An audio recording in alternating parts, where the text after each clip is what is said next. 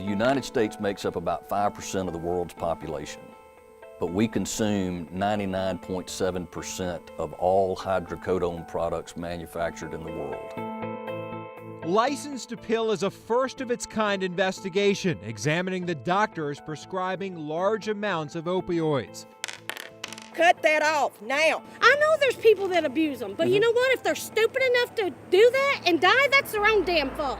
Holding doctors accountable, the Raycom Media investigative team analyzed millions of pieces of data. If you're prescribing that aggressively, there is no question that you're killing patients. Findings never uncovered before.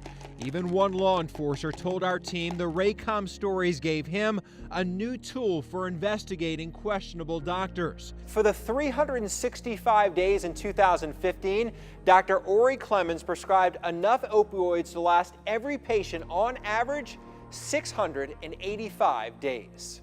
Stories about heartache.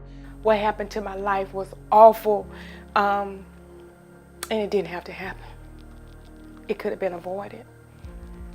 And stories about greed. We took those two pieces of garbage off the planet, and they're in prison, all right? And that's where they belong, because they've harmed a lot of people. Following our stories and our questions, the feds raided the office of the country's highest prescribing doctor. All you had to do was ask him and you got him. A federal grand jury indicted two New York doctors for taking bribes from a drug company. Questionable dealings featured in our License to Pill series. License to Pill broke new ground, looking at the prescriber's role in the opioid crisis and the impact those prescribers have on the millions of Americans who are now addicted. It's unfortunate, I think, in our society that you have people who look at addicts and saying, well, it was their choice. They choose to do this. I used to be one of those people. But I have come to realize that addiction is a disease. I don't think somebody wakes up in the morning and says, you know what, I think I'm gonna choose today to ruin the rest of my life and the lives of everybody around me.